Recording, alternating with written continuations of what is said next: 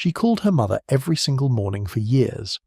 Then, on September 16th, 2016, the phone never rang, because Barbara was already dead in a ditch and her husband was standing over her, covered in blood, crafting a story about a freak accident.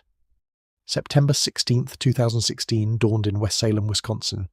Joyce Adams waited for her daily phone call from daughter Barbara, a ritual spanning years. The phone never rang. Joyce called repeatedly. Each attempt went to voicemail. Across town, Sherry Elliott, Barbara's supervisor at West Salem Middle School, watched the clock tick past 8 a.m. For 14 years, Barbara had arrived with quiet precision. Now there was no call, no explanation, just silence. Neither woman knew Barbara already lay dead in a ditch on County Road M.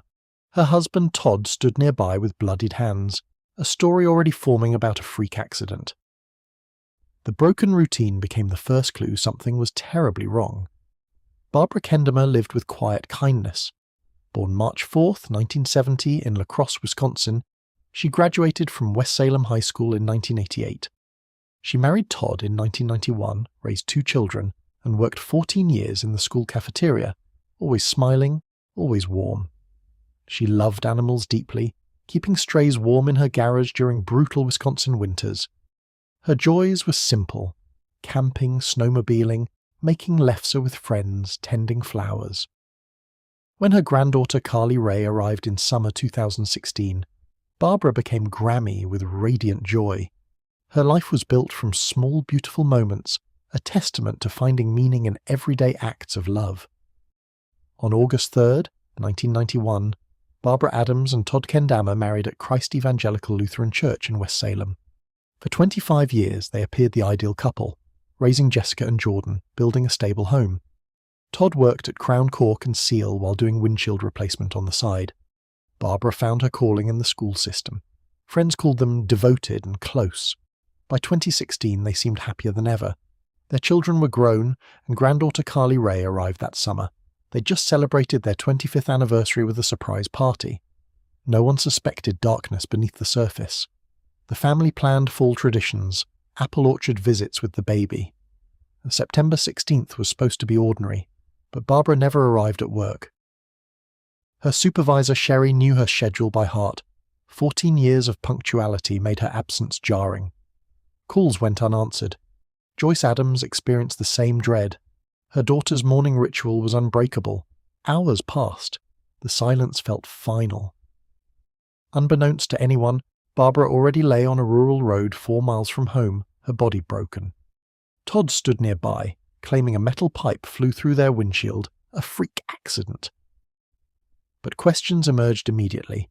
Why was Barbara on County Road M instead of heading to school? Why hadn't she called her mother? The pieces refused to fit. Investigators found contradictions at the scene. Todd claimed a pipe from an oncoming truck smashed through the windshield, striking Barbara. He said he'd pulled over, removed the pipe, and attempted CPR. But his story shifted.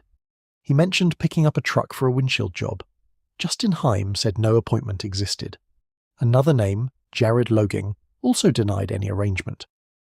Surveillance footage showed the Kendammer vehicle at 7:57 a.m., but no truck matching Todd's description. A passerby saw the car near the ditch but noticed no obvious windshield damage. Each inconsistency widened the gap between Todd's account and reality. The phantom truck seemed to exist only in Todd's evolving narrative. Dr. Kathleen McCubbin's autopsy demolished Todd's accident theory. Barbara suffered skull fractures, a broken nose, and extensive facial bruising, patterns suggesting multiple impacts. Most damning was her fractured cricoid cartilage, consistent with strangulation or manual violence, not a flying object. A single pipe impact couldn't cause such distributed injuries. Someone had beaten and strangled her. The pipe reportedly lacked blood. If it had caused catastrophic wounds, tissue should have adhered. Blood spatter and glass distribution inside the vehicle raised further questions. Todd's own injuries, scratched neck, bloodied knuckles, suggested Barbara fought back. Medical evidence painted a portrait of intentional brutality, not a tragic accident. Todd's defense mounted a vigorous counterattack. Glass expert Mark Meshulam testified windshield damage could be consistent with Todd's account. The defense accused investigators of tunnel vision, building a case around a predetermined conclusion. They emphasized the absence of motive. No domestic violence history, no affair, no financial crisis. Todd's children maintained his innocence. Todd testified himself, attributing inconsistent statements to trauma and confusion. The defense presented experiments showing a pipe could theoretically cause similar damage, though only 1 of 9 tests produced a near match. The prosecution countered that 8 failures spoke louder. The courtroom became a battlefield of conflicting expert opinions. After 10 hours of deliberation, the jury reached a unanimous verdict. On December 15, 2017, Todd Kendammer was convicted of first-degree intentional homicide. The courtroom fell silent. Todd's children, Jessica and Jordan, sat in disbelief. They'd lost their mother.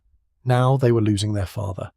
Todd received a life imprisonment with parole eligibility in 2048, when he'd been nearly 80.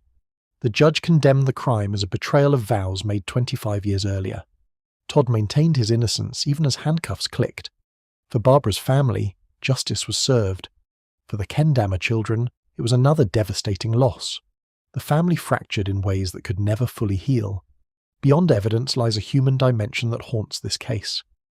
Jessica and Jordan lost their mother permanently, but accepting the verdict meant losing their father too. Jessica insists on her father's innocence. She grew up watching loving parents. Jordan questions why Todd would devise such an elaborate scenario if he wanted to kill Barbara. Their doubts aren't irrational. They come from loving both parents.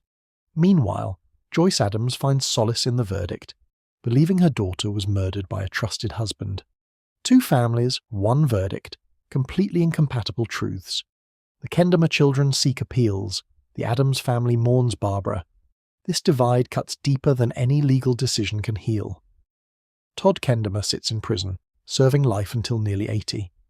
The Wisconsin Court of Appeals affirmed his conviction in June 2024. Legally it's over, but questions remain.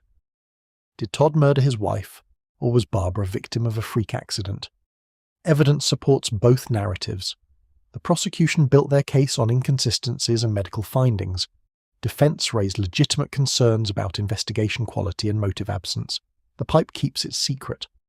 Barbara was a mother who called every morning, a grandmother planning apple orchard visits, a woman who kept animals warm. Whatever happened on County Road M stole her future. This case lingers because it offers no easy answers, only uncomfortable questions.